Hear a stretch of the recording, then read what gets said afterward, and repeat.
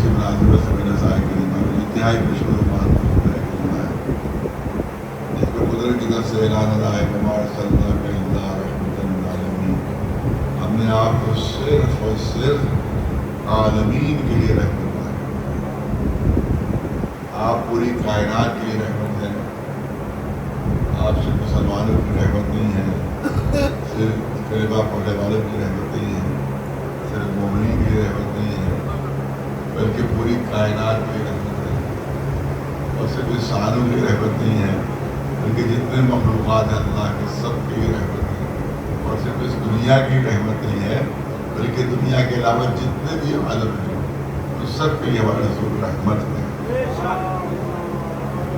اسی نے قدرت اعلان فرمایا الحمدللہ رب العالمین، حمد ہے اس رب کی جو عالمین کا رب ہے، جو عالمین کا رب ہے۔ اسی حضرت حضور کے ارشاد ہوا کہ ہم نے ان کو عالمین کے لیے رحمت بنایا ہے۔ اللہ عالمین کا رب ہے، یہ عالمین کے لیے رحمت ہے۔ اس کے مطلب ہے، کیا مطلب ہے کہ جہاں جہاں اللہ کی ربوبیت ہے وہاں وہاں رسول کی رحمت بھی ہے۔ ایک صلوات بھی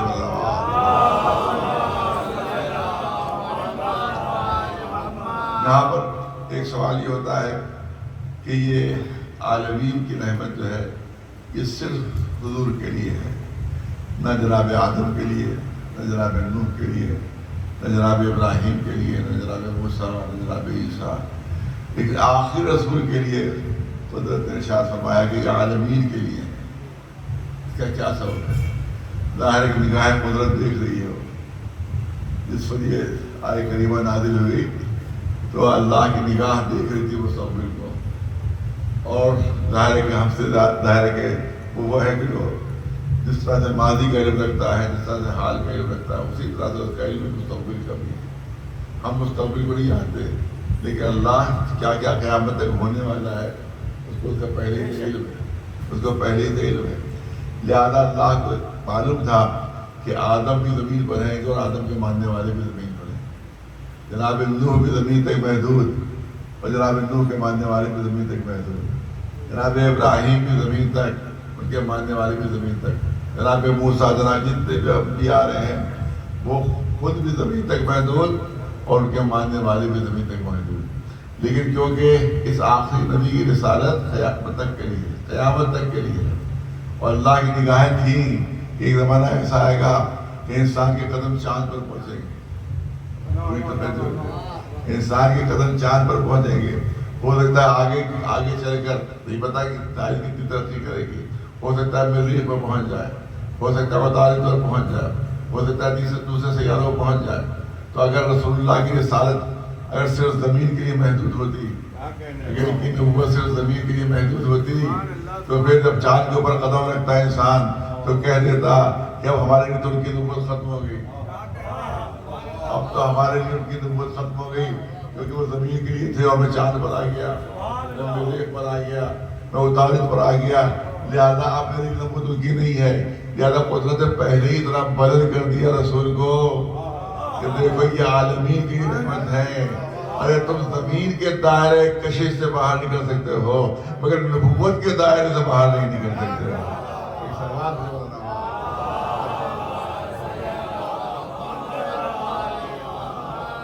اور دوسرا پہلو اس میں یہ ہے کہ آپ دیکھیں ماشاء اللہ میں تشریف فرما ہے، ایک جو غلط عقیدہ مسلمانوں میں یہ ہے، کچھ سب میں نہیں، کچھ بھی یہ ہے کہ رسول اللہ 40 برس کے سن میں نبی بنے ہیں، رسول بنے ہیں، ورنہ 40 برس تک رسول اللہ کو معاذ اللہ علم ہی نہیں تھا کہ میں نبی بننے والا ہوں، میں رسول بننے والا ہوں۔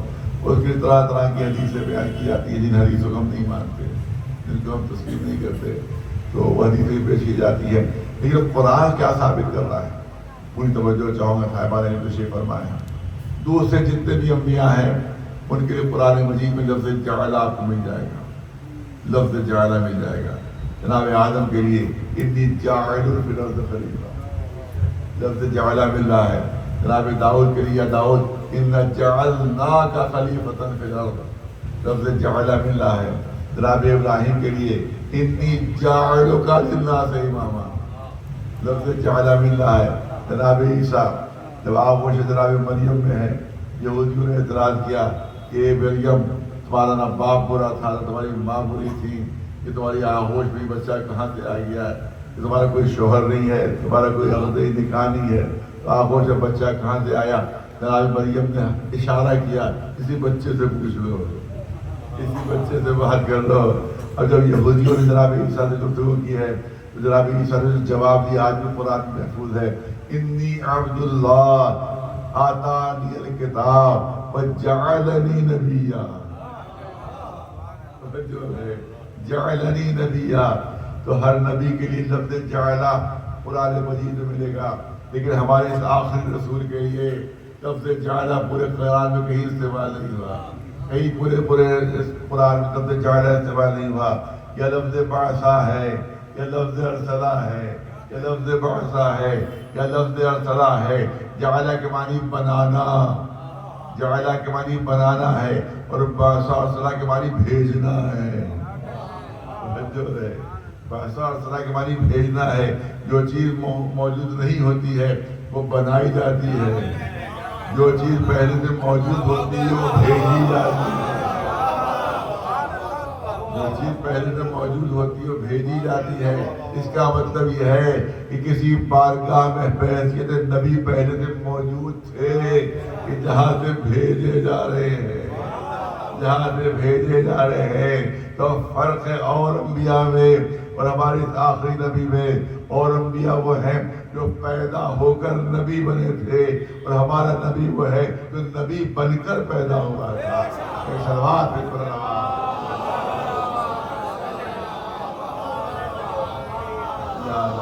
یہ تصور غلط ہے کہ وہ 40 برس کے سن میں نبی بنے ہیں اور رسول بنے ہیں. نہیں، ہمارا علم نہ ہونے سے یہ بات ثابت نہیں ہوتی ہے کسی شے کا وجود نہیں ہے. ہم کو علم نہیں ہے تو اس کا مطلب شے موجود ہی نہیں ہے، ایسا نہیں ہے. مثال پیش کر دوں آپ کے سامنے، چھوٹے بچے بھی سمجھے. ٹرین ایک مثال خالی ہے، ایک ٹرین پر میں سفر کر رہا تھا، دیکھا کہ ایک انتہائی شریف صورت ساتھ سفر کر رہے ہیں. دیکھنے سے لگ رہا تھا کہ پڑھے لکھے ہیں، قابل انسان ہے. وہ گفتگو شروع ہوئی، شاعری پر گفتگو شروع ہوئی، فلاں شاعر فلاں شاعر فلاں شاعر.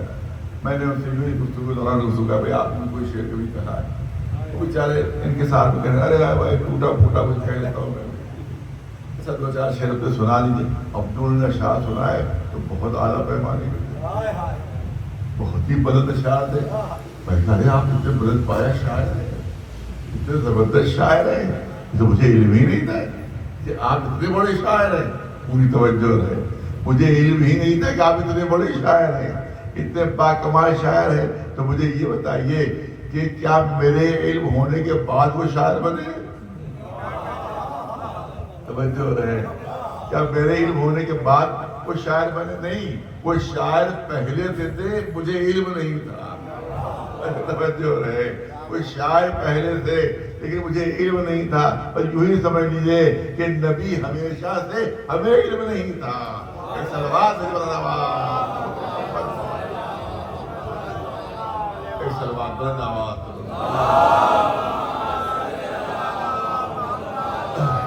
اب ایک واقعہ سن لیجیے جو مشترک واقعہ ہے. قبلہ شیعہ کتابوں میں بڑا واقعہ موجود ہے کہ ظاہر جناب ابو طالب جو تھے وہ حفاظت ان کی کر رہے تھے. آپ کو معلوم ہے کہ ماں کی شکم میں تھے کہ باپ دنیا سے رخصت ہو گئے تھے. 5 برس کا سن تھا کہ ماں دنیا سے رخصت ہو گئی تھی. پہلے دادا کی کفالت میں رہے جناب عبد المطلب، جو ان کا انتقال ہو گیا تو اب آگے جناب ابو طالب کی کفالت میں. تو اب جناب ابو طالب اور ان کی زوجہ جناب فاطمہ بنت اسد انتہائی محبت کر رہی ہیں، سرپرستی کر رہی ہیں. جناب ابو طالب کے گھر کے صحن میں کھجور کا درخت لگا ہوا تھا.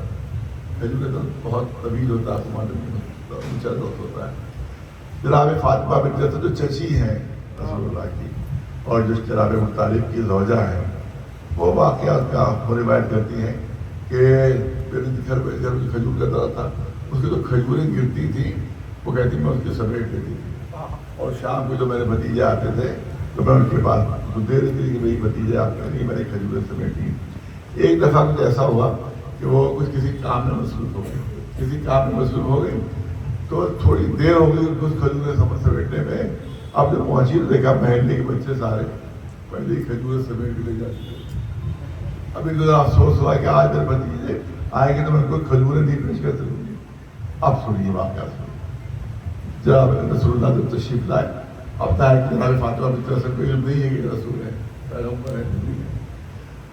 انہوں نے معذرت کی کہ میرے بھتیجے آج تھوڑی سی مجھے تاخیر ہو گئی جس کی وجہ سے محلے کے بچے وہ ساری کھجوریں پہلے ہی سمیٹ لے گئے. میں تمہارے لیے جمع نہیں کر سکی. جب آج میں معذرت کرتی ہوں. اب جناب فاطمہ بنت کہتی ہے کہ میں نے عجیب منظر دیکھا. میرے بھتیجے نے کہا یہ چچی گھبرائیے نہیں, یہ چچی پریشان نہ ہوئیے, دیکھیے ابھی ہوتا کیا ہے. وہ کہتے ہیں کہ وہ درخت کے قریب پہنچے میرے بھتیجے, 6 برس کا سن, 6 برس کا سن, درخت کے قریب, کھجور کے درخت کے قریب اشارہ کیا درخت کو, درخت جھکنے لگا, درخت جھکنے لگا, درخت جھکنے لگا. اتنا جھکا کہ میرے چھوٹے سے بھتیجے نے ہاتھ بڑھا کر کھجوریں توڑ لی اور پھر واپس وہ اپنی جگہ پر پہنچ گیا. یہ عجیب و غریب منظر دیکھا تو اس وقت اتفاق جناب ابو طالب گھر میں موجود نہیں تھے. اب جب جناب ابو طالب آئے تو اب جناب فاطمہ بنت اسد نے پورا واقعہ بیان کیا کہ اس طرح سے میں کھجوریں جمع نہیں کر سکی. میں نے جب اپنے بھتیجے نے کہا تو عجیب میں نے حیرتناک منظر دیکھا کہ میرے بھتیجے نے اب جو اشارہ کیا تو درخت جھکنے لگا, اتنا جھکا کہ میرے بھتیجے نے کھجوریں توڑ لی. اور عجیب حیرتناک واقعہ میں نے دیکھا, یہ سننا تھا. جناب ابو طالب مسکرانے لگے, جناب ابو طالب مسکرانے لگے. جب فاطمہ بنت اسد کہہ رہی ہیں کہ اتنا حیرتناک واقعہ اور آپ کو سن کر حیرت نہیں ہو رہی ہے, آپ کے حیرت نہ کرنے پر مجھے حیرت ہو رہی ہے. آپ کے حیرت نہ کرنے پر مجھے حیرت ہو رہی ہے. اب سنیے جناب ابو طالب کا جواب. جناب ابو طالب فرما رہے ہیں کہ فاطمہ بنت اسد کہ تمہارے بھتیجے کوئی عام انسان نہیں ہے, کوئی معمولی انسان نہیں ہے, یہ نبی ہے, یہ پیغمبر ہے, یہ نبی ہے. توجہ رہے, یہ نہیں کہا کہ 40 برس کے سن میں نبی بنیں گے. ابو طالب فرما رہے کہ نبی ہے, نبی ہے. ابھی دنیا میں کسی کو نہیں معلوم کہ نبی ہے. جب 40 برس کے سن میں دعوت ذوالشیرہ میں اعلان ہوگا, اس کے بعد دنیا کو خبر ہوگی کہ نبی ہے. پھر کلمہ پڑھ کر لوگ مسلمان بنیں گے. لیکن یہ ہے ایمان ابو طالب, یہ ہے ایمان ابو طالب کہ اعلان نبوت سے پہلے ہی نبوت پر ایمان ہے, رسالت پر ایمان ہے. اور ابو طالب کا ایمان ناقص نہیں ہے, نامکمل نہیں ہے. جملہ سنیے, جناب فاطمہ بنت اسد کہتے ہیں فاطمہ بنت اسد تمہارے شکم سے بھی ایک بچہ پیدا ہوگا جو ان کا وصی ہوگا, جو ان کا جانشین ہوگا, جو ان کا خلیفہ ہوگا اور ہمارا امام ہوگا. اس کا مطلب یہ ہے کہ ایمان مکمل تھا, ناقص نہیں تھا. نبوت پر بھی ایمان تھا, امامت پر بھی ایمان تھا. صلوات اللہ.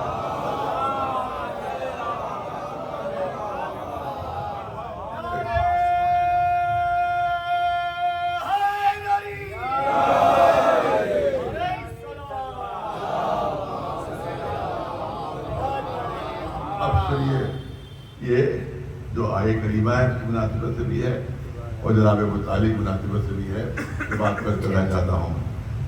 سن ہے 6 برس کا, 7 برس تک رسول اللہ کا. مکے میں قحط پڑ گیا, مکے میں قحط پڑ گیا, بارش نہیں ہو رہی ہے, بارش نہیں ہو رہی ہے. 1 سال گزرا بارش نہیں ہوئی, 2 سال گزرے بارش نہیں ہوئی, 3 سال گزرے بارش نہیں ہوئی.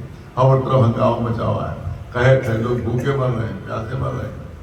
اور جتنے مشرک ہیں وہ سب اپنے اپنی عبادت گاہوں میں, اپنی اپنی دعوت گاہوں میں دعائیں مانگ رہے ہیں, اپنی اپنی عبادت گاہوں میں دعائیں مانگ رہے ہیں, مگر بارش نہیں ہو رہی ہے, بارش نہیں ہو رہی ہے, بارش نہیں ہو. توجہ رہے, یہ پورا تاریخی واقعہ چیلنج کے ساتھ, تاریخ کی ہر کتاب میں واقعہ درج ہے.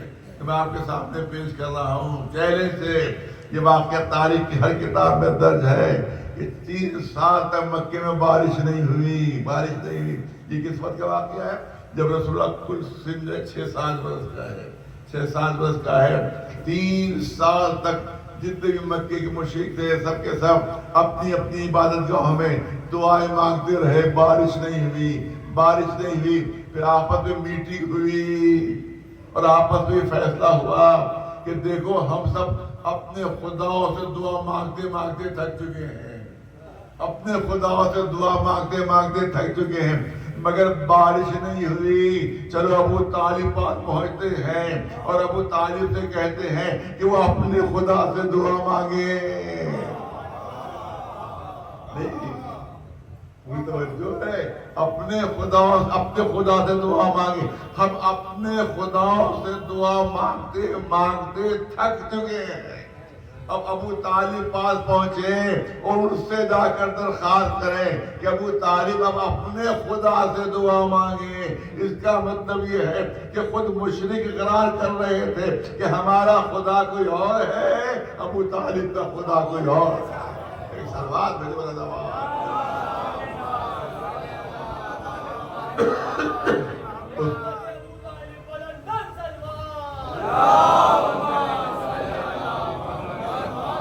اب اس کے بعد سب کے سب پہنچے.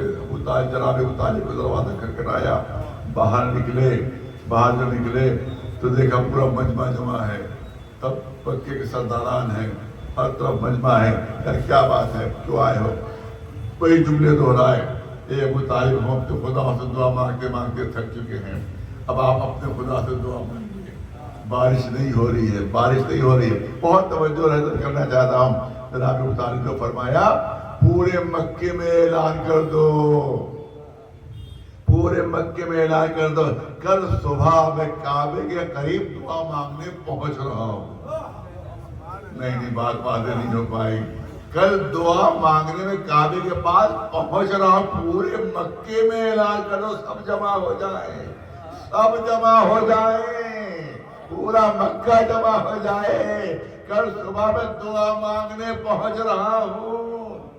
ارے بڑا پڑھا لکھا مجمع میرے سامنے ہے. مجھے یہ بتا دیجئے، کتنا ہی متقی و پرہیزگار کوئی نہ ہو، کتنا ہی بڑا خدا والا ہو، کتنا ہی بڑا نمازی کیوں نہ ہو، ارے کتنا ہی بڑا عالم کیوں نہ ہو، آپ اس کی خدمت میں پہنچیں اور اسے کہیں کہ میرے لیے دعا مانگ دیجئے، تو انکار تو نہیں کرے گا کہ نہیں میں تمہاری دعا نہیں مانگوں گا. نہیں کہیں گے وہ کہ ہاں میں آپ کی دعا مانگوں گا. اب اس سے پوچھئے، تجربہ کر کے دیکھیے گا، اس سے پوچھئے کہ آپ جو دعا مانگیں گے کیا وہ قبول ہو جائے گی؟ کتنا ہی بڑا متقی اور پرہیزگار اور نمازی اور حاجی اور بہت بڑا عالم کیوں نہ ہو، اس کا یہی جواب ہوگا کہ میرا کام ہے دعا مانگنا. میں گارنٹی نہیں دے سکتا کہ میری دعا قبول ہوگی یا نہیں ہوگی. یہ تو اللہ کے اوپر ہے، دعا قبول کرتا ہے یا نہیں کرتا، اس کی میں ضمانت نہیں لے سکتا. میرا کام ہے دعا مانگنا.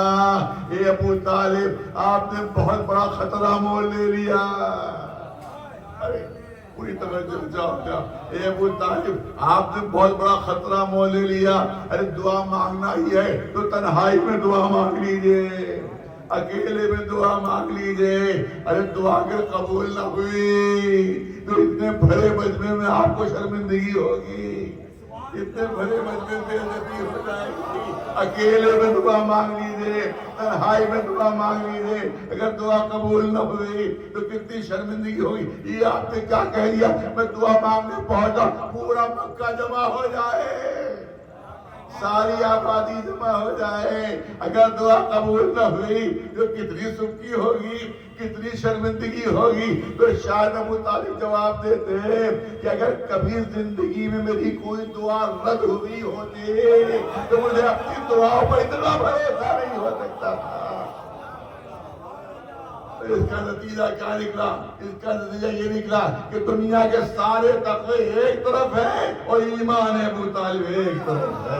سلوات رہا.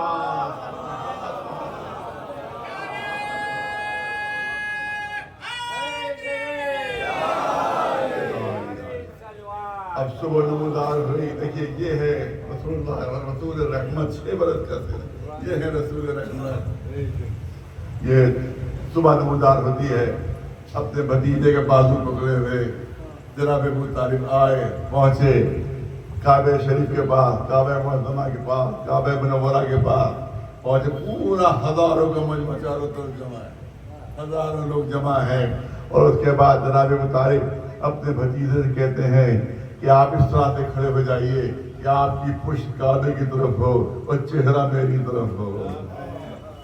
پشت کعبے کی طرف ہو اور چہرہ میری طرف ہو. رسول اللہ کی پشت کو کعبے کی دیوار سے ملا دیا, پشت کو کعبے کی دیوار سے ملا دیا کہ پشت کعبے کی طرف تھی, چہرہ ابو طالب کی طرف تھا. تمام مسلمان فقہا سے پوچھ لیجیے, تمام مسلمان علماء سے پوچھ لیجیے, کسی مسلمان کو اجازت نہیں ہے کہ کعبے کی طرف سے پیٹ کر سکے. کسی مسلمان کو اجازت نہیں کہ کعبے کی طرف پیٹ کر سکے. پوچھ لیجیے حج کے سلسلے میں, ہمیں نہیں معلوم کہ ہمارے یہاں شریعت کا حکم ہے کہ اگر طواف کر رہا ہے, اگر طواف کرنے والا مسلمان طواف کر رہا ہے تو ہلکی سی رخ بھی کعبے کی طرف نہیں ہو سکتا پیٹ کا. یہ نہیں ہو سکتا کہ طرح تھا آپ یوں موڑے وہ ہلکی سی پیٹ بھی ہوئی, طواف باطل. طواف پھر سے کیجیے تو پوری پیٹ نہیں, ہلکا سا حصہ بھی اگر ہو جائے تو طواف باطل ہو جائے گا. اس کا مطلب ہے کہ کسی مسلمان کی ضرورت ہمت نہیں ہو سکتی کہ کعبے کی طرف پوچھ کرے. لیکن ابو طالب کہہ رہے ہیں اے میرے بھتیجے اس طرح سے کھڑے ہو جائیے کہ آپ کی پشت کعبے کی طرف ہو. تو دنیا کو یہ بتا رہے ہیں کہ پشت وہ ہے جو کعبے سے 1000 گنا افضل ہے. ایک سلوات بھیجے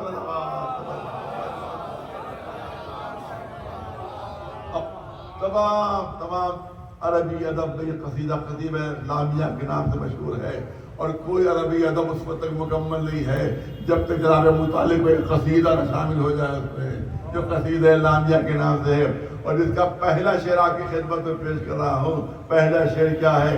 ابو طالب کی نگاہیں رسول کے چہرے پر جمی ہوئی اور ڈھل ڈھل کر شان زبان کے اوپر آ رہے ہیں, ان کو پڑھتے جا رہے ہیں. پھر بدی مصیبت 40 اشعار کا قصیدہ شان رسالت پہ نظم کیا, شان رسالت پہ نظم کیا, اور جس کا پہلا شعر آپ کی خدمت پیش کروں. ابو طالب کہہ رہے ہیں وَأَبْيَضُ يُسْتَسْقَى الْغِمَامُ بِوَجْهِهِ ثِمَارُ الْيَتَامَى وَعِصْمَةٌ لِلْأَرَامِلِ. اے حسین چہرے والے, رسول کے چہرے پر نگاہیں ہیں. اے حسین چہرے والے, تیرا چہرہ تو ایسا ہے کہ ابھی ابر کو واسطہ دے دوں تو ابھی ابر برسنے لگے. ابھی بات ختم نہیں ہونے پائی تھی, ابر گر کر آیا اور جل تھل کر دیا. ایک سلوات میرے بلد. یہ ہے ایمان ابو طالب. ایک سلوات بھیجتے بلد.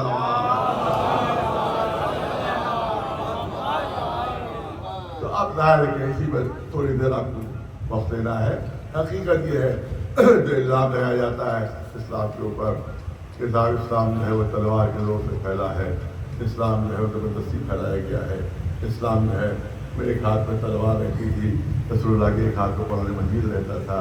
یہ بالکل جھوٹا پروپیگنڈا ہے جو اسلام کے خلاف کیا جاتا ہے. اسلام میں کہیں بھی جبر نہیں ہے, اسلام میں کہیں بھی زبردستی نہیں ہے. لا اکراہ فی الدین, یہ قرآن کی آیت ہے کہ دین میں کوئی جبر نہیں, کوئی زبردستی نہیں ہے. یہ آیت کب نازل ہوئی کہ شان نزول کیا وہ بھی سن لیجیے, اس سے اندازہ ہو جائے گا کہ اسلام کی پالیسی کیا ہے. اسلام کی پالیسی ہے, شام سے سیریا سے ایک عیسائی تاجر آتا تھا, عیسائی تاجر آتا تھا, اور ایک صحابی رسول تھے, ان کے 2 بیٹے تھے, ایسے کہ 17-18 برس کا. وہ آ کر صرف سامان وامان کو خریدتے تھے, وہ اس سے باتیں کیا کرتا تھا, اور آخر میں اس طرح کم سے تھے, زیادہ جانتے نہیں تھے, اس طرح سے کچھ کیا کہ وہ دونوں جو تھے وہ عیسائی بننے اختیار تھے, صحابی رسول, اور وہ اپنے ساتھ شام لے گیا, سیریا لے گیا. وہ تاجر تو اپنے ساتھ سیریا لے گئے. اب رسول اللہ کے پاس وہ صحابی رسول آتے ہیں کہ اللہ کے رسول یہ دیکھیے کتنا گڑبڑ ہو گیا. وہ جو تاجر آتا تھا سیریا کا, وہ عیسائی تھا, وہ میرے دونوں بچوں کو بہکا کر لے گیا اور وہ پہنچ گیا سیریا. آپ اس کو زبردستی ان بچوں کو میرے بلا دیا, جائیے یہاں سے سپاہی بھیجے جائے اور زبردستی میرے بیٹوں کو جنہوں نے اپنا مذہب بدل دیا ہے زبردستی ان کو لایا جائے. اس وقت آیت نازل ہوئی تھی لا اکراہ فی الدین, دین میں کوئی جبر و زبردستی نہیں ہے. اپنی مرضی سے تم اختیار کرو اور اپنی مرضی ہی سے تم انکار کرو. ایک سلوات مجھے بنا. اب تم یہ واقعہ سن لیجیے, تاریخ جو ہے قرآن مجید میں اس کا ذکر ہے, تمام تاریخ میں ذکر ہے کہ ایک قبیلے والوں نے بہت زیادہ شورش اختیار کر دی. جو بھی مسلمان والا جاتا تھا اس کو مار دیتے تھے، اس کو ختم کر دیتے تھے، قافلوں کو لوٹ دیتے تھے. تو خالد بن ولید جو سیف اللہ کا لقب دیا جاتا ہے، وہ ان کی سرکردگی میں رسول اللہ نے سپاہیوں میں دستہ دیا کہ جائیے اور کیا خلا کمائیں. خالد بن ولید طواف لشکر کے ساتھ جو وہاں گئے تو جب جنگ ہونے لگی تو ان کو شکست ہوئی. جو جس کے لیے گئے تھے ان کو شکست ہو گئی، ان کو کہ جو مسلمان نہیں تھے ان کو شکست ہوئی. اور جب شکست ہوئی تو انہوں نے دونوں ہاتھوں اپنے بدل کر کے کہا لا الہ الا اللہ محمد رسول اللہ. تمام شیعہ کی کتابوں میں آپ دیکھ لیے پورا واقعہ موجود ہے، تمام شیعہ کتابوں میں اور اہل سنت کتابوں میں پورا واقعہ موجود ہے کہ انہوں نے بات بدل کر کے کہا وہ لوگ جو ہار گئے تھے. خالد بن ولید دوسرے وہ سپہ سالار لشکر تھے لیکن مقابلے میں جیتے تھے سب ہار گئے. لا الہ الا اللہ محمد رسول اللہ انہیں نے سب کو قتل کر. جیسے ہی رسول اللہ کو خبر ہوئی کہ لا الہ الا اللہ محمد رسول اللہ کہنے کے بعد بھی خالد بن ولید نے سب کو مار دیا، تو رسول اللہ نے ابھی آئے نہیں خالد، رسول اللہ نے اپنے ہاتھوں کو بدل کر کے کہا پالنے والے ہم اس خالد کے اس عمل سے میں بری ہوں. خالد کے اس عمل سے میں بری ہوں، میں خالد کے اس عمل سے اظہار براءت کرتا ہوں، میں خالد کے اس عمل سے بری ہوں. اور جب خالد بن ولید واپس آئے تو رسول اللہ انتہائی سخت ناراض تھے. وہ کہا تم نے یہ کیا کر دیا؟ بہت توجہ رہے. اس کے بعد قرآن کی آیت بھی نازل ہوتی ہے تم نے یہ کیا کر دیا؟ انہوں نے کلمہ پڑھ لیا تھا اس کے بعد بھی مار دیا تم نے. انہوں نے کلمہ پڑھ لیا تھا اس کے بعد بھی تم نے مار دیا. اب خالد نے موت کے خوف سے کلمہ پڑھا تھا. حقیقی نہیں مسلمان ہوئے تھے، واقعی مسلمان نہیں ہوئے تھے، موت کے خوف سے کلمہ پڑھ لیا تھا، موت کے خوف سے مسلمان ہو گئے تھے. یہ انہوں نے کہا کیونکہ موت کے ظاہری مسلمان ہوئے تھے، حقیقی مسلمان نہیں ہوئے تھے. کیونکہ جب انہوں نے موت دیکھی کہ ہم مر جائیں گے تو کلمہ پڑھ لیا، لہٰذا میں نے ان کو مار ڈالا، میں نے ان کو ختم کر دیا. رسول اللہ کا جواب سنیے، آپ نے ارشاد فرمایا یہ تم کیا کہہ رہے ہو کہ جنہوں نے موت کے خوف سے کلمہ پڑھا، کیا تم نے ان کا دل چیر کر ان کی نیت دیکھ لی تھی؟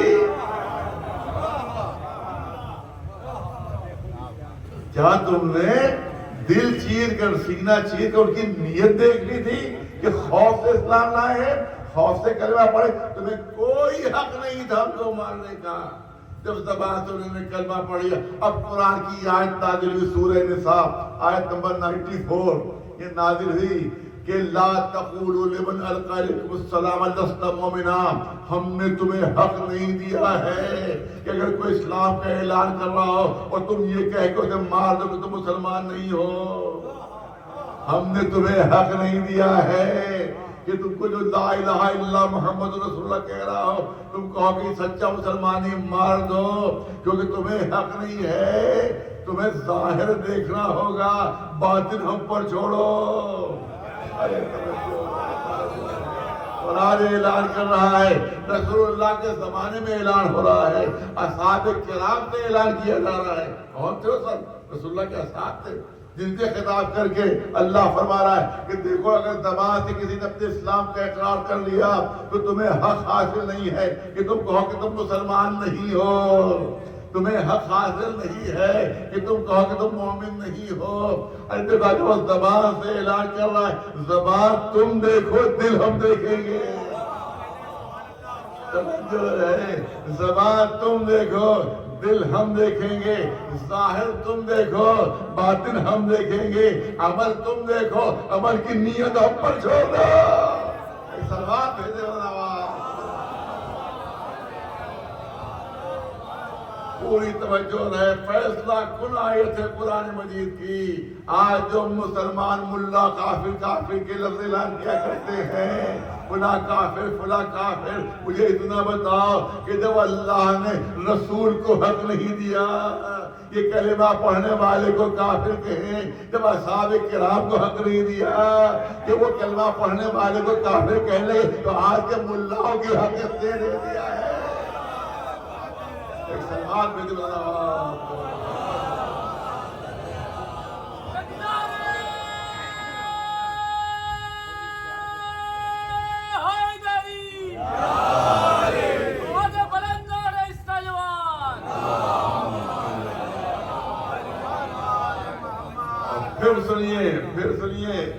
رسول اللہ نے مولا علی کو بھیجا کہ جتنے لوگ قتل ہوئے ہیں سب کا دیا دو وہاں جا کر، دیت دو سب کا خون بہا دو.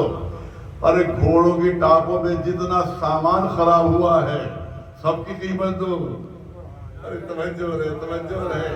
دیکھیے یہ ہے رسول رحمت، اس کو کہتے ہیں رسول رحمت کہ جتنے قتل ہیں سب کا خون بہا دو جا کر. علی تم جا کر دو، خون بہا جا کر دو.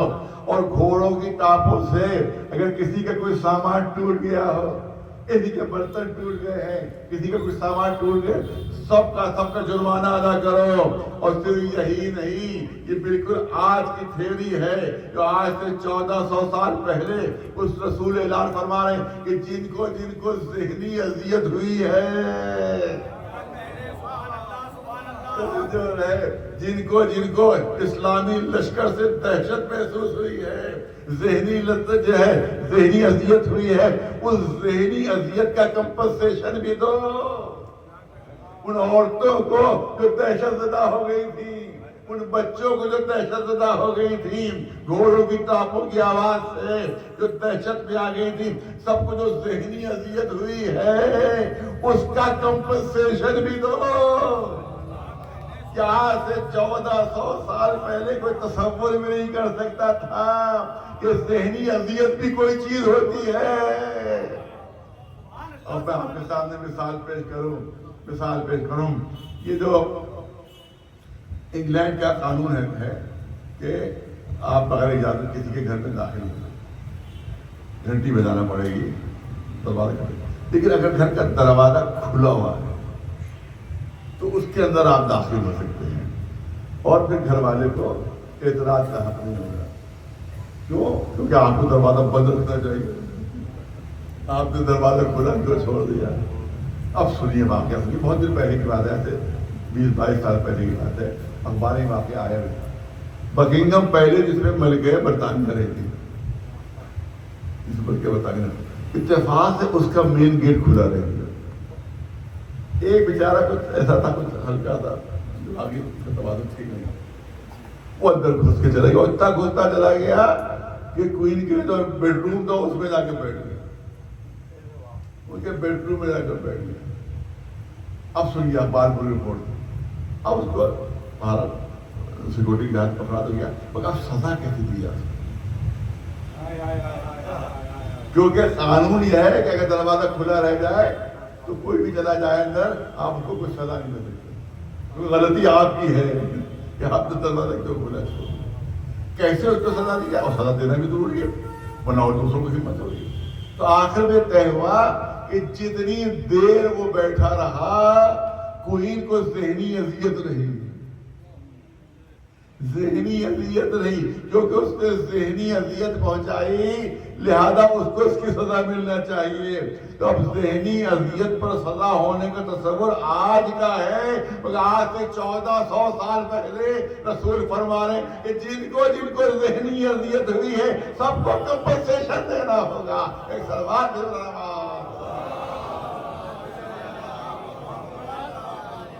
یہ ہے رسول رحمت اور یہ ہے دین رحمت. صلوات پہ رہا.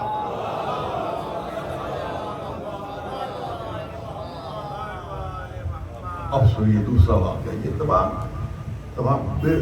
جو معتبر ترین کتاب مسلمانوں کی ہے اس سب میں واقعہ موجود ہے. اور وہ اس طرح سے ہے. یہ واقعہ ہے جناب زید بن ارقم کا، مشہور صحابی زید بن ارقم. یہ بہت مشہور صحابی. انہیں رسول اللہ سے پوچھا کہ یہ بتائیے کہ اگر کسی نے میرا ہاتھ کاٹ دیا اور اس کے بعد میں نے اس کا پیچھا کیا اور وہ ایک جگہ کھڑا ہو گیا اور اس طرح بے بس ہو گیا کہ اب میں اس کو مار سکتا ہوں. جیسے ہی میں نے تلوار اٹھائی اسے کہہ دی اشہد ان لا الہ الا اللہ واشہد ان محمد رسول اللہ، میں مسلمان ہو رہا ہوں. یہ اللہ کے رسول بتائیے کہ میں اسے مار سکتا ہوں، کیا میں اسے قتل کر سکتا ہوں؟ اس نے میرا ہاتھ کاٹ دیا ہے. بہت مشہور صحابی رسول، اس نے میرا ہاتھ کاٹ دیا ہے، کیا میں اس کو مار سکتا ہوں، قتل کر سکتا ہوں؟ جو اس کو میں گھیر لوں اور اس کو بے بس کر دوں تو کیا میں آپ کو قتل کر سکتا ہوں؟ پوری توجہ اس سے کلمہ پڑھا، وہ کلمہ پڑھ لیا اس نے اور بہت کے خوف سے پڑھا ہے، میں مار دوں گا اسے۔ رسول اللہ کا جواب سنیے، ٹیکنیکل جواب دیا، اگر تم نے اس کو مار دیا تو تم اس کی جگہ پر ہو جاؤ گے، وہ تمہاری جگہ پر آ جائے گا۔ ٹیکنیکل جواب سنیے رسول اللہ کا کہ تم اس کی جگہ پر ہو جاؤ گے، وہ تمہاری جگہ پر ہو جائے گا، وہ مسلمان ہو جائے گا، تم کافر ہو جاؤ گے۔ مسلمان بھیجے والا نواز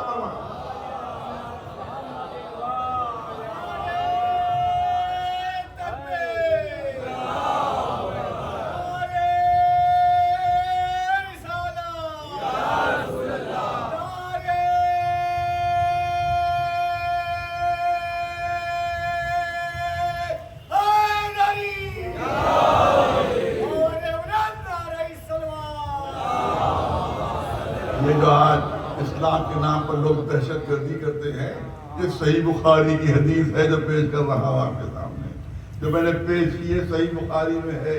صحیح بخاری میں یہ حدیث ہے، جناب زید بن ارقم مشہور صحابی جب رسول اللہ سے پوچھا کہ اگر کسی کافر نے میرا ہاتھ کاٹ دیا ہو، کسی نان مسلم غیر مسلم نے میرا ہاتھ کاٹ دیا ہو، اس کے بعد میں اس کا پیچھا کروں، پھر سن لیجیے، پیچھا کروں، اس کے بعد میں اس کو گھیر لوں، وہ بالکل بے بس ہو جائے، میں چاہتا ہوں کہ اس کو قتل کر دوں، میں اس کو قتل کر سکتا ہوں، یہ مجھے موقع مل گیا، اور اسی وقت اگر وہ کلمہ پڑھ لے، کہہ دے لا الہ الا اللہ محمد رسول اللہ، تو کیا میں اسے مار سکتا ہوں، کیا میں اسے قتل کر سکتا ہوں؟ اس نے کلمہ پڑھ لیا، کلمہ پڑھ لیا، یہ نہیں کہا کہ تم گناہگار ہو جاؤ گے، نہیں کہا رسول کہ تم گناہگار ہو جاؤ گے، یہ نہیں کہا کہ تم پر گناہ ہو جائے گا، بلکہ رسول نے ارشاد فرمایا کہ اگر تم نے اس کو مار دیا کہ جس نے کلمہ پڑھا ہے، اگرچہ تم کہہ رہے ہو موت کے خوف سے پڑھے، لیکن اگر کلمہ اس نے پڑھ لیا اس کے بعد بھی تم نے اسے قتل کر دیا تو وہ تمہاری جگہ آئے گا، تم اس کی جگہ ہو جاؤ گے، مطلب یہ کہ وہ مسلمان مرے گا اور تم کافر ہو جاؤ گے، تم کافر ہو جاؤ گے۔ اس کا مطلب یہ ہے آج جو کلمہ پڑھنے والوں کو کافر کافر کہا کرتے ہیں، رسول کی حدیث کے مطابق وہ خود کافر ہوئے جا رہے ہیں۔ صلوات یا تو صحیح بخاری کی حدیث سے انکار کر دو اور نماز سے کسی کلمہ کو کافر نہ کہو۔ صلوات پہ نماز۔ اور عجیب چیز ہے، یہ بھی فتویٰ ہے، یہ بھی فتویٰ کہ صحیح بخاری کی حدیث اگر نہیں مانی تو کافر، تو آپ تو صحیح دونوں طرح سے کافر ہو رہے ہیں، صحیح بخاری کی حدیث نہیں مانے اس لیے کافر، اور جو رسول اللہ کا حکم اس کو نہیں مانے اس کے لیے بھی کافر، تو آپ کا کون دوہرا ہو جائے گا۔ ایک صلوات مجھے بتا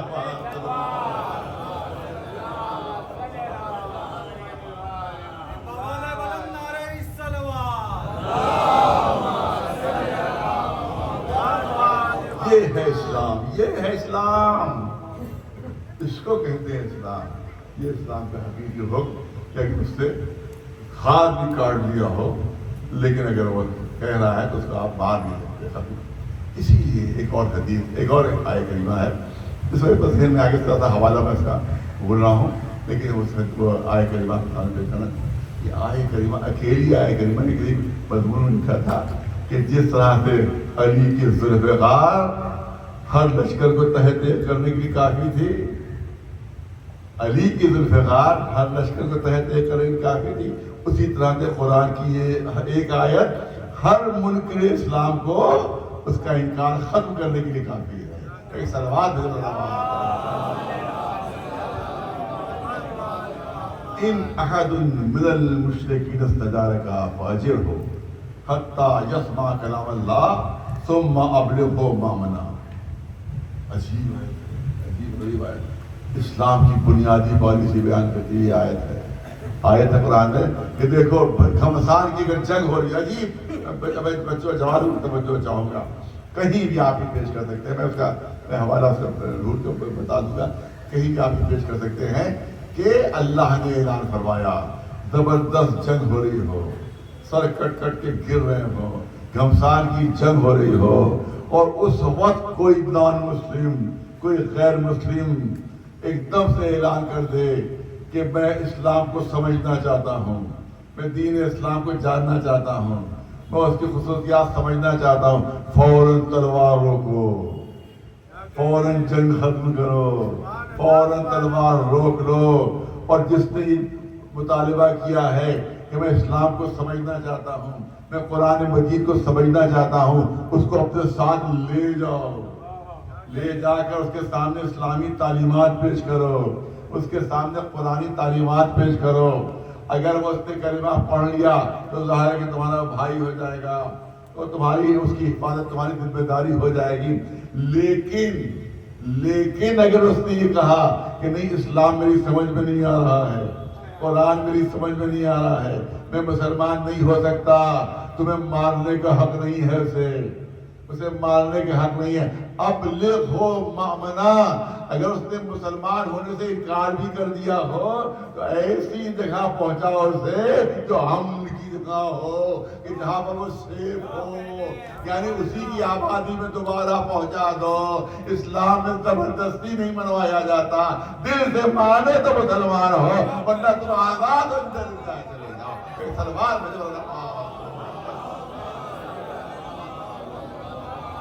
سلوار بلند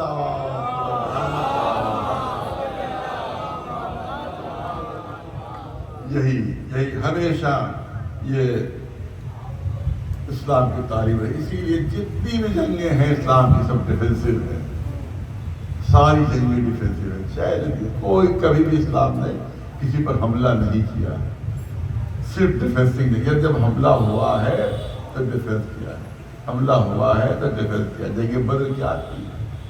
ادھر سے 1000 مکے سے گئے تھے، 1000 سوار تھے جو لوہے میں غرق تھے، اس زمانے کے لحاظ سے جتنا بہترین اسلحہ ہو سکتا تھا وہ سب ان کے پاس تھا، جتنا بہترین اسلحہ ہو سکتا سب ان کے پاس تھا.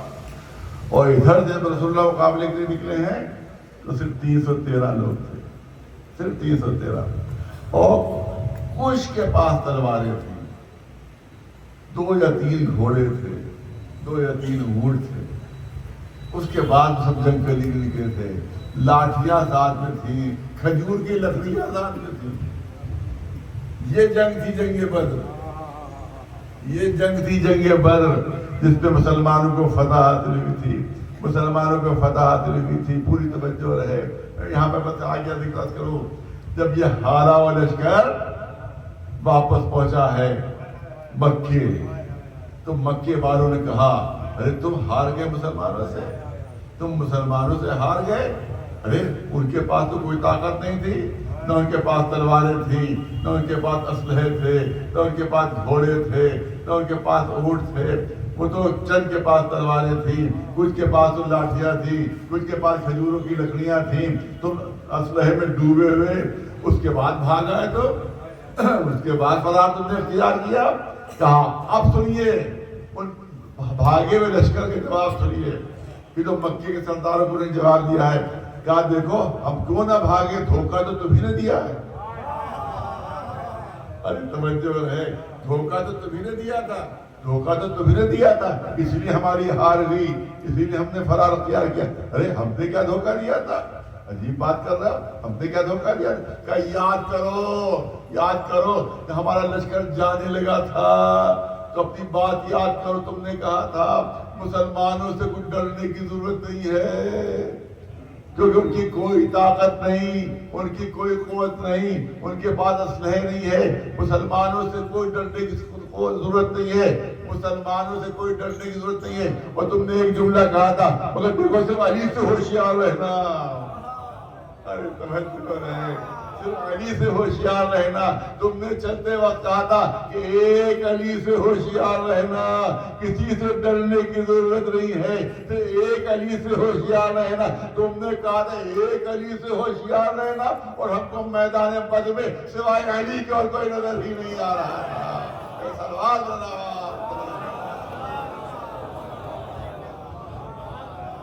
اب سماجی کو ہوا کیا تھا، یہ کیا ہوا تو کہہ رہے ایک علی کے سوا ہم کو نظر ہی نہیں، ایک تم نے کہا تھا ایک علی کے سوا کسی نے نہ، اور وہاں میں ہر طرف علی نظر آ رہے تھے، ہر طرف علی نظر آ رہے تھے، ایک تو علی تو ایک ہی تھا، یہ ہر طرف علی کو نظر آ رہے تھے۔ نہیں، قرآن نے گواہی دی کہ فرشتے آیت نازل ہوئے تھے، فرشتے ملائکہ مدد کے لیے آئے تھے۔ آپ یاد رکھیں کہ فرشتوں کی اپنی کوئی انسانی شکل نہیں ہوتی، اپنی کوئی انسانی صورت نہیں ہوتی، ان ملائکہ کو انسانی شکل اختیار کرنا تھی تاکہ میدان جنگ میں جنگ لڑ سکے، انسانی شکل اختیار کرنا تھی ان ملائکہ کو، ان فرشتوں کو۔ تو جو ملک انسانی صورت اختیار کر رہا تھا وہ علی کی صورت اختیار کر رہا تھا، جو ملک تھا وہ علی کی شکل میں آ رہا تھا، جو فرشتہ تھا وہ علی کی شکل میں آ رہا تھا۔ اس کے پورے میدان بدر میں سوائے علی کے کوئی نظر ہی نہیں آ رہا تھا۔ رسول کے پاس بھی اصحاب پہنچے تھے، اے اللہ کے رسول آپ مدینے سے کتنے علی لے کر چلے گئے؟ ایک صلوات اللہ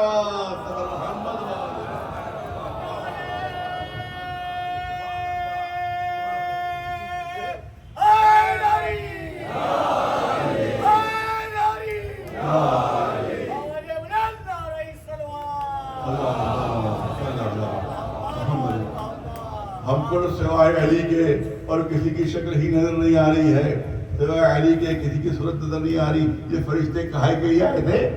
مدد کرنے کے لیے آئے تھے، مگر سب علی کی شکل۔ توجہ ہے جملوں پر مدد کرنا چاہتا ہوں۔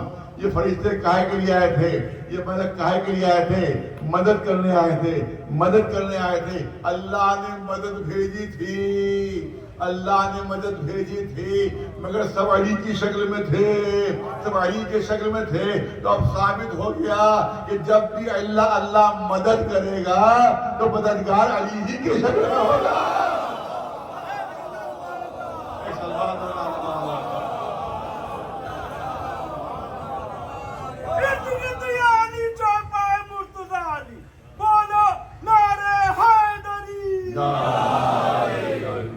اور عجیب چیز ہے، اب کیونکہ سارے ثواب کی مجلس ہے، وہ منصف علی ہیں، اور علی سے بڑھ کر کوئی انصاف کرنے والا نہیں، علی سے بڑھ کر کوئی عادل نہیں۔ اللہ میں ابن الحدیث مرتضی لکھ رہے ہیں کہ کیا کہنا علی کی بہادری کا، کیا کہنا علی کی شجاعت کا۔ وہ کہتے ہیں، اب بہت ہی مشہور عالم، اہل سنت کے بہت بڑے مشہور عالم ابن الحدیث مرتضی، کہ جن نے نہج البلاغہ کی شرح لکھی ہے، اور ایسی شرح لکھ دی ہے کہ کوئی شیعہ بھی آج تک نہیں لکھ سکا، جیسے اس اہل سنت عالم نے اس کی نہج البلاغہ کی شرح لکھ دی ہے کہ معتزلہ فرقے سے تعلق رکھتے تھے۔ وہ لکھتے ہیں مولا علی کی شجاعت کے لیے، ان کی بہادری کے لیے تحریر فرماتے ہیں کہ علی کی شجاعت و بہادری ایسی تھی کہ علی کی شجاعت و بہادری کے سامنے کوئی بہادر اپنے قصے بہادری کے نہیں سنا سکتا۔ ہر ایک بہادر کے زبان پر علی نے تالے لگا دی ہے۔ لکھتے ہیں کہ کوئی بھی شخص میدان جنگ میں جاتا ہے تو جب بھی کوئی دشمن اس کے سامنے آتا ہے تو فرض کیجیے اس کے ہاتھ میں تلوار ہے، جب اس کے ہاتھ میں تلوار ہے تو جب دشمن سامنے آتا ہے تو اس کی کوشش ہوتی ہے کہ دشمن کے جسم کے کسی حصے میں بھی تلوار کا وار لگ جائے، سینے پہ لگ جائے، گردن پہ لگ جائے، سر پہ لگ جائے، کمر پہ لگ جائے، پیر پہ لگ جائے، دشمن کے کسی کے جس کے حصے پر کسی بھی اس کے تلوار کا وار لگ جائے۔ وہ کہتے ہیں کیا کہنا علی کا، حدیث مجری کہتے ہیں کیا کہنا علی کا، کیا کہنا علی کا، کہ علی نے 80 زیادہ جنگیں لڑیں، علی نے 80 سے زیادہ جنگیں لڑیں اور 10,000 سے زیادہ دشمنوں کو قتل کیا۔ کون لکھ رہا ہے؟ ابھی حدیث مرتضی لکھ رہے ہیں کہ علی نے 80 سے زیادہ جنگیں لڑیں اور 10,000 سے زیادہ دشمنوں کو قتل کیا، مگر 2 رخوں کے علاوہ کبھی تیسرے رخ پر تلوار نہیں چلی، 2 رخوں کے علاوہ کبھی تیسرے رخ پر تلوار نہیں چلی۔ یا سر پر مارتے تھے اور برابر کے 2 ٹکڑے، یا کمر پر مارتے تھے اور برابر کے 2 ٹکڑے۔ اب ظاہر کہ اردو محاورے بات ہوگی تاکہ آپ لوگوں کو سننے والوں کو لطف آئے۔ اتنے برابر کے ٹکڑے ہوتے، اتنے برابر کے ٹکڑے ہوتے تھے کہ اگر دونوں ٹکڑوں کو ترازو میں تولا جاتا تو دونوں کے وزن میں 1 تولے کا فرق نہ نکلتا۔ اتنے برابر کے ٹکڑے. اب وہ لکھتے ہیں کہ کیا کہنا اس علی کا, کیا کہنا اس علی کا جو اتنا منصف تھا, اتنا انصاف پسند تھا, اتنا عادل تھا کہ اگر دشمن کو یہ بانٹا تھا تو بالکل برابر سے بانٹا تھا. ایک سلوات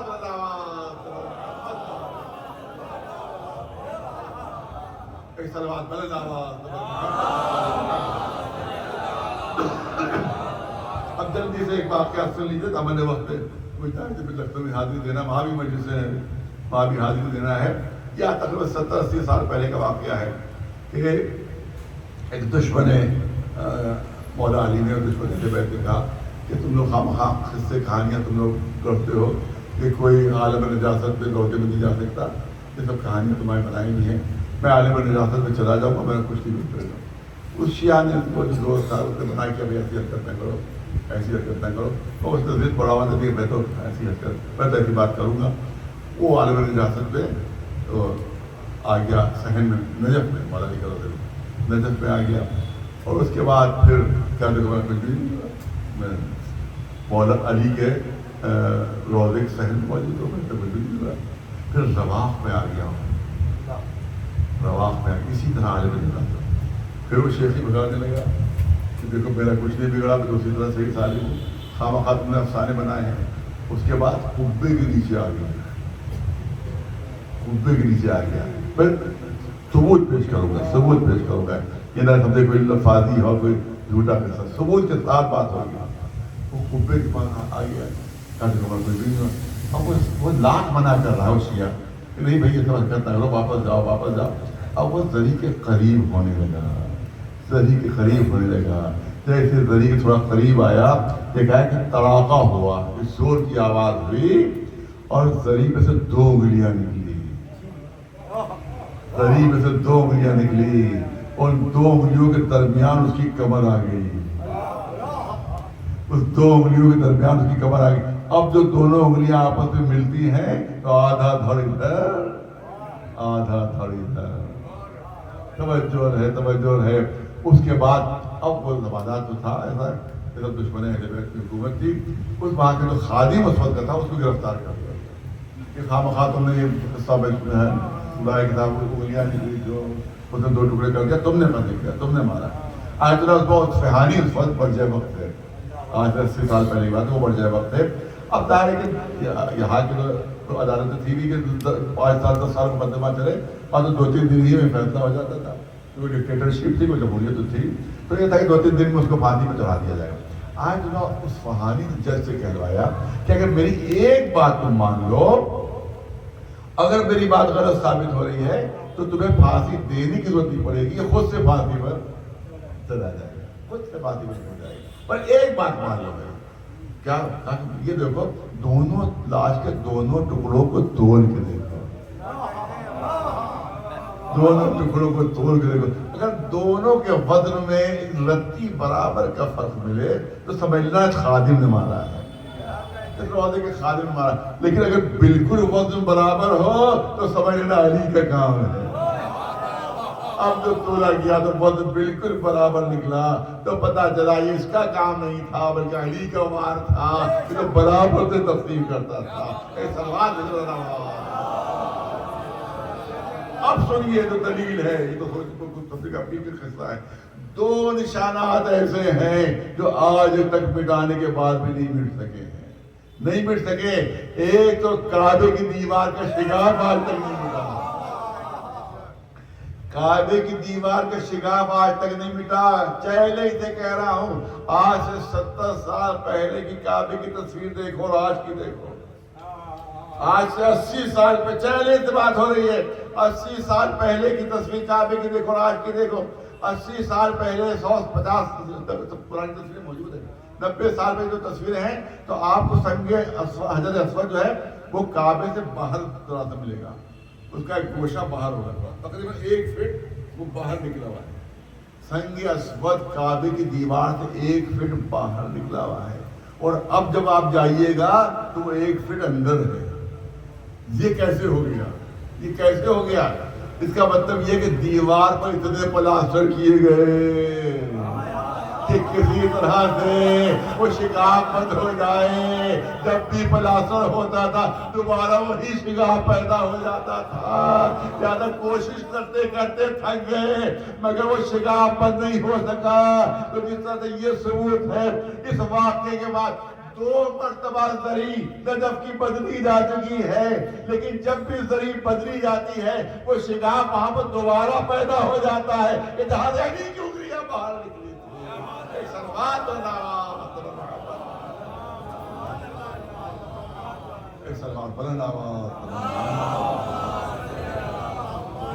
یہ ہے انصاف جس کے ذریعے سے اسلام جو ہے وہ پھیلا ہے, نہ تلوار کے ذریعے سے, نہ جبر سے, نہ ظلم سے. ایک سلوات مجھے بتاوا. بس آخری جملے کرنا چاہتا ہوں, اور وہ آخری جملے اس طرح سے ہیں کہ دیکھیے دین میں رحم تو اللہ ارحم الراحمین. تم نے وہی یاد رکھ لیں بچے جا کے, اللہ ارحم الراحمین ہے, رسول اللہ رحمت للعالمین ہے, اور اسلام دین رحمت ہے. اب سنیے آپ کے سامنے اسلام کا حکم سنیے, شریعت کا حکم سنیے, آپ کے سامنے پیش کر رہا ہوں. نماز کوئی شخص پڑھ رہا ہے, افضل ترین عبادت نماز ہے. افضل ترین نماز کسی حالت پہ معاف نہیں ہے, کسی حالت پہ معاف نہیں ہے. کھڑے ہو کر نہیں پڑھ سکتے تو بیٹھ کر پڑھو, بیٹھ کر نہیں پڑھ سکتے لیٹ کر پڑھو, لیٹ کر بھی اگر تم اشاروں سے نہیں پڑھ سکتے تو آنکھوں کے اشارے سے نماز پڑھو. پورے جسم کا دم نکل چکا ہے, آنکھوں میں تو دم ہے. دوسرا مصرع نہیں پڑھوں گا, صرف ایک مصرع پڑھوں گا. کو ہاتھ میں جنبش نہیں, آنکھوں میں تو دم ہے. پہلا مصرع ہے, آنکھوں میں تو دم ہے. ابھی پورا دم نہیں نکلا ہے تمہارا, ابھی تو آنکھیں چل رہی ہیں, نماز نہیں پڑھی ہے. آنکھوں کے اشارے سے نماز پڑھو. نہیں ابھی بات ہے نہیں. ڈوب رہا ہے اگر کوئی, اگر ڈوب رہا ہے کوئی اور نماز نہیں پڑھی ہے تو آنکھوں کے اشارے سے نماز پڑھتے ہوئے ڈوبو. ارے توجہ نہیں, یہ ہے نماز, یہ ہے نماز کہ کسی حالت میں نماز معاف نہیں ہے. ڈوب بھی رہا ہے اگر تو ڈوبتے ہوئے نماز پڑھتے ہوئے ڈوبو, نماز پڑھتے ہوئے ڈوبو. یہ ہے اسلام میں نماز کا حکم. لیکن اگر نماز پڑھ رہا ہے کوئی, نماز پڑھ رہا ہے, دیکھا کہ کوئی بیچارہ اندھا ہے اور وہ فرض کیجیے کوئی نہر قریب ہے یا کوئی کنواں قریب ہے, وہ اس کے قریب جا رہا, کو نہیں پتا کہ آگے پانی ہے, آگے گڑھا ہے یا آگے کنواں ہے, اور اس میں ہوا کہ اس کو نہیں نظر آ رہا, کوئی تو بتانے والا نہیں ہے. وہ کنویں میں گر جائے گا تو ڈوب جائے گا, نہر میں گر جائے گا تو ڈوب جائے گا. اب اسلام کا حکم یہ ہے, اسلام کا حکم نماز توڑ دو. نماز کا توڑنا واجب, جو سب سے اہم چیز ہے, جو سب سے بڑی عبادت ہے. نماز توڑ دو, نماز توڑ دو. اور تو ڈوبنے والے کو بچاؤ, اس ڈوبنے والے کو بچاؤ. جملہ کرو, خود ڈوب رہے ہو تو نماز پڑھتے ہوئے ڈوبو. ارے توجہ ہے, کوئی ڈوب رہے ہو تو نماز پڑھتے ہوئے ڈوبو, کوئی دوسرا ڈوب رہا ہو تو نماز توڑ دو, ڈوبنے کو بچاؤ. سلمان کہتے ہیں نماز.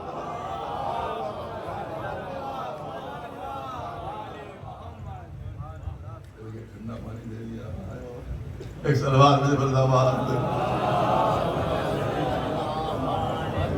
اس ٹھنڈے پانی کا مطلب یہ کہ بس بدل ختم کیا آپ. ایک سلوات مجھے برداباد. اور میں ختم نہیں کر رہا ہوں, دینے کی ضرورت نہیں تھی. ایک سلوات مجھے محمد. توجہ ہے, توجہ. آخری جملے کرنا چاہتا ہوں, خود ڈوب رہے ہو تو نماز پڑھتے ہوئے ڈوبو, نماز پڑھتے ہوئے ڈوبو. اور دوسرا ڈوب رہا ہے تم نماز پڑھ رہے ہو تو اب نماز توڑنا واجب ہے. اب نماز عبادت نہیں ہے, ڈوبتے کو بچانا عبادت ہے. اب بہت توجہ ہے, یہ نہیں کہ مسلمان ڈوب رہا ہے تب نماز توڑو, مومن ڈوب رہا ہے تب نماز توڑو. ڈوبنے والا کوئی بھی ہو، اگر ہندو ڈوب رہا ہے نماز توڑنا واجب، اگر عیسائی ڈوب رہا ہے نماز توڑنا واجب، اگر کوئی نامذہب بھی ڈوب رہا ہے نماز توڑو اور اسے بچاؤ۔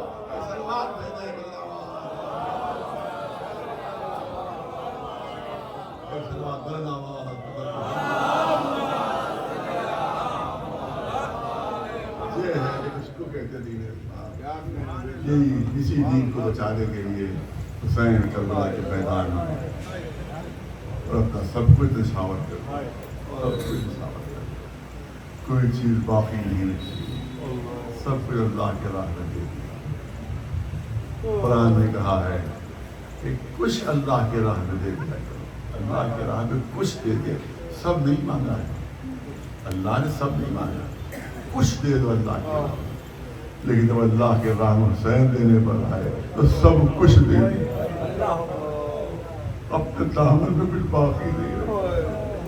دیکھیے مبالغہ نہیں ہے، کوئی فتویٰ نہ لگائے، حقیقت یہی ہے کہ ایک منزل ایسی آتی ہے قرآن ہوا کہ نبی کا قدم رک جاتا ہے اور قدم آگے نہیں بڑھتے، اور اس کے بعد وہ نبی کہنے پر مجبور ہو جاتا ہے کہ پانے والے بد اب اس سے زیادہ امتحان نہ لے، اس سے زیادہ امتحان نہ لے، اس سے زیادہ امتحان نہ لے۔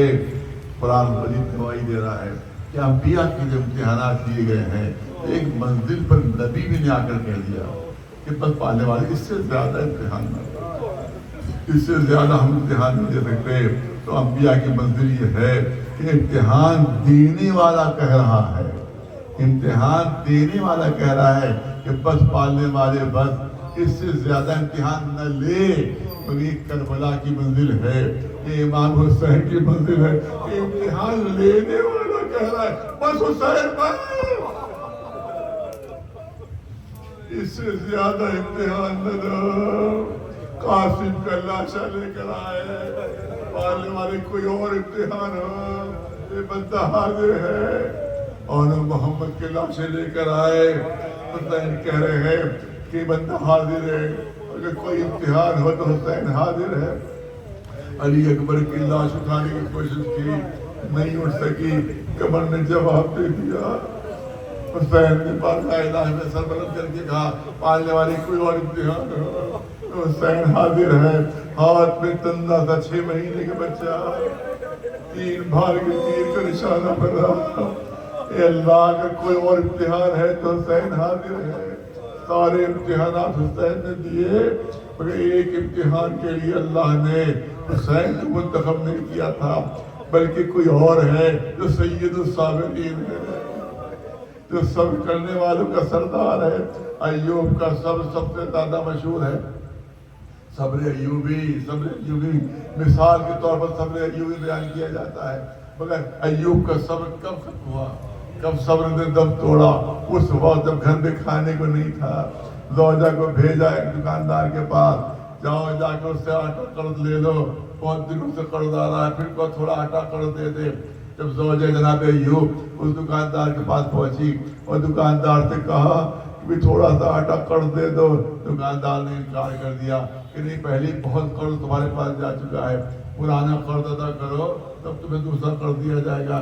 دوران گفتگو بغیر کسی ارادے کے جناب ایوب کی زوجہ کے سر سے ہلکی سی چادر ہٹ گئی، ہلکی سی چادر ہٹ گئی، چند بال کھل گئے۔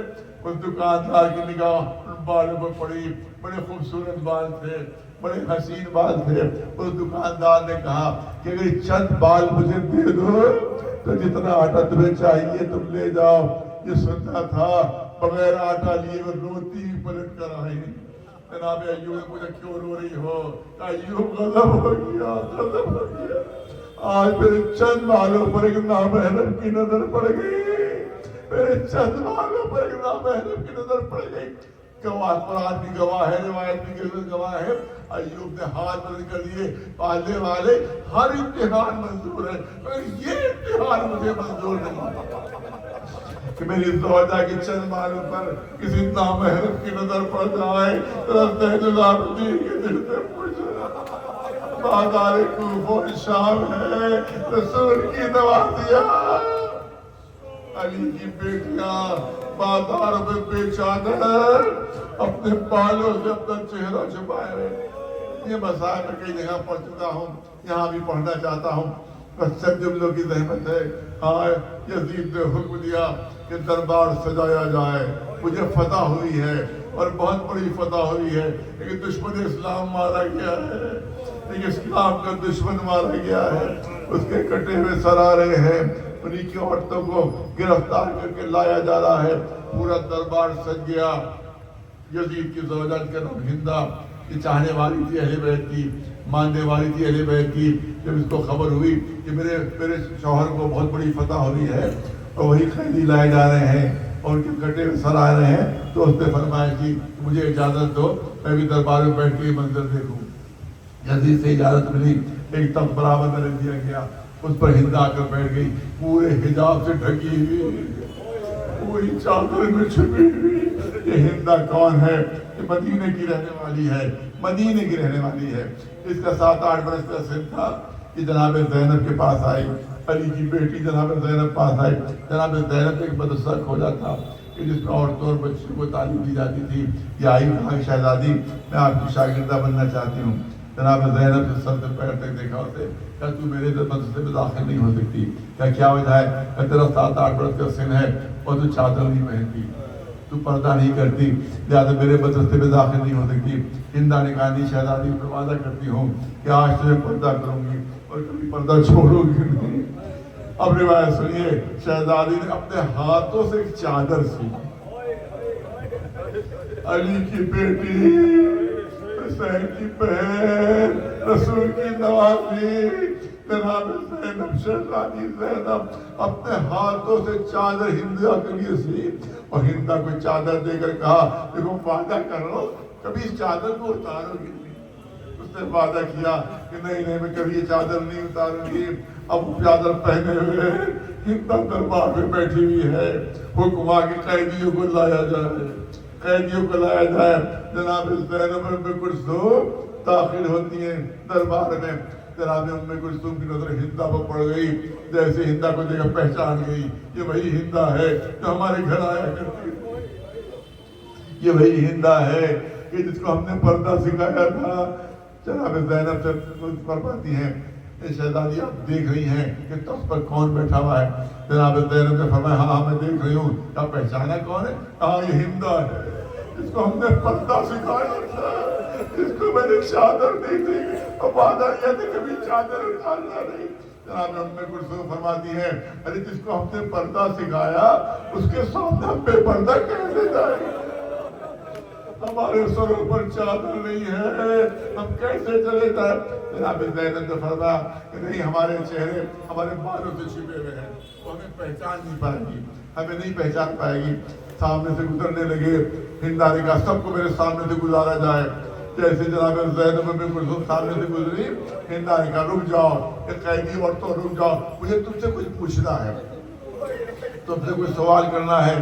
اور ظاہر اتنا بڑا جناب زینب ام کلثوم کو رک گئی کہ یہ بتاؤ کہ تم لوگ رہنے والے کہاں کی ہو, کس علاقے کے رہنے والے ہو, کس علاقے کے رہنے والے ہو؟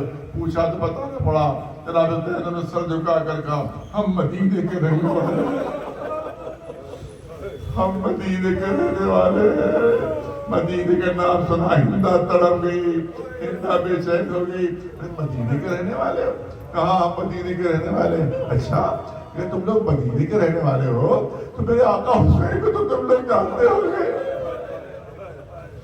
میرے آقا حسین کو تو تم لوگ جانتے ہو گے. کہاں ہم تمہارے آقا حسین کو جانتے ہیں.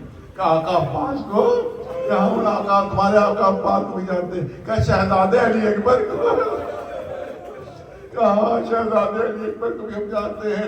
ایک ایک کر کے وہ مردوں کے نام گراتی رہی. جناب زینب فرماتی رہی ہاں جانتے ہیں, ہاں جانتے ہیں. جب سارے مردوں کے لیے پوچھ چکی تو اب جناب زینب نے فرمایا اے ہندا سب مردوں کے لیے تو تم نے پوچھ لیا, پر اہل بیت کی خواتین کا تم نے کوئی نام نہیں لیا, ان کے بارے میں کچھ نہیں پوچھا. یہ سنت غیب میں آئی. ارے خبردار خبردار, یہ شرابی کا دربار ہے, یہ میرے بدکار شوہر کا دربار ہے، یہ شرابی کا دربار ہے، اس میں کسی پاک بیوی کا نام نہ لے لینا، اس میں کسی شہزادی کا نام نہ لینا، شہوانی کے دربار میں ان پاک بیویوں کا نام نہیں لیا جا سکتا، یہ سننا تھا۔ اب جناب زینب فرماتی ہیں اے ہندا، جن کا نام لینا تجھے دربار میں پسند نہیں ہے، وہی زینب میں ہوں، یہ ام کلثوم ہے، یہ رباب ہے، یہ ام لیلا۔ اپنی چادر سر سے نوچی، تخت سے نیچے اپنے کو گرا دیا، اے شہزادیوں یہ آپ کو کیا ہوا؟ یہ سب کیسے ہو گیا؟ کربلا کے میدان میں ہم سب کو قتل کر دیا گیا، ہمیں اسیر کر دیا گیا، بازار و دربار میں لایا گیا۔ گھبرا کر پوچھتی ہے شہزادی آقا حسین کہاں ہے؟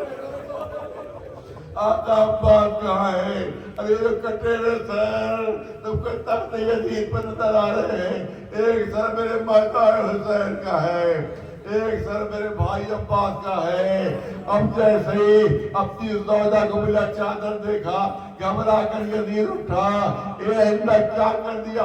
ارے میری غیرت کا خیال نہیں کیا، میری عزت کا خیال نہیں کیا، ارے دربار میں اپنی چادر پھینک دی، جلدی سے چاہتا تھا کہ اپنی عباس سر پر ڈالے، ہندا نے بات پہنچ کر پھینکی، اے یزید تیری غیرت کو کیا ہو گیا ہے؟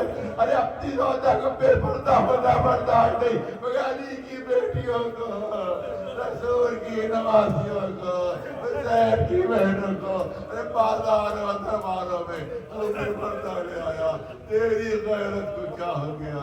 تیری حمید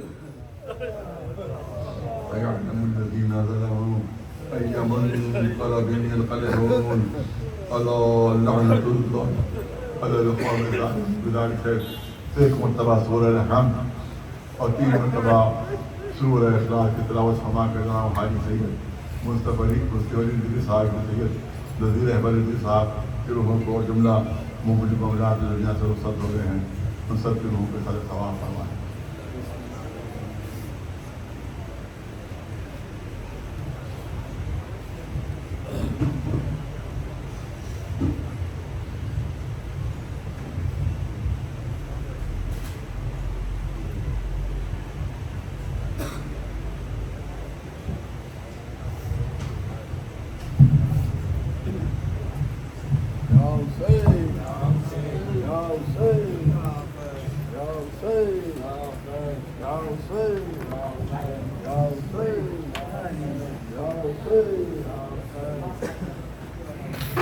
خطا کٹ گیا